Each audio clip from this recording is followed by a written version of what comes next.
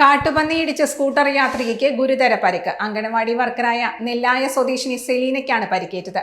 വാണിയംകുളം പഞ്ചായത്തിൽ നിന്നും വീട്ടിലേക്ക് മടങ്ങുന്നതിനിടെയാണ് അപകടം. വൈകിട്ട് 3 മണിയോടെയായിരുന്നു സംഭവം.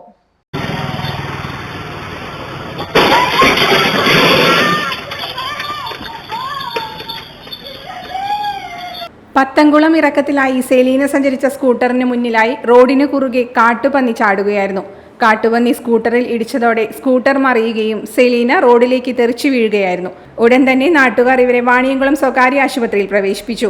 കയ്യിലും നട്ടിലിനുമാണ് പരിക്കേറ്റത്. നിറയെ വീടുകളുള്ള പ്രദേശത്ത് പകൽ സമയത്ത് പോലും കാട്ടുപന്നി ശല്യം രൂക്ഷമാണ്. സ്കൂൾ അവധിക്കാലമായതോടെ കുട്ടികൾ വീടുകളിലും മൈതാനത്തും കളിക്കാൻ പോകും. ഇവരെയും കാട്ടുപന്നികൾ ആക്രമിക്കുമോ എന്ന ഭീതിയിലാണ് നാട്ടുകാർ. അനങ്ങനടി പഞ്ചായത്തിലെ പല ഭാഗങ്ങളിലും കാട്ടുപന്നി ശല്യം രൂക്ഷമാണ്. ആരോഗ്യത്തോടെ ഇരിക്കാം, മികച്ച പരിചരണം ഞങ്ങളുടെ ഉറപ്പ്. Shoranur medical trust, Shoranur. .View news. കാഴ്ചകളാണ് ലോകം, കണ്ടു തുടങ്ങുക.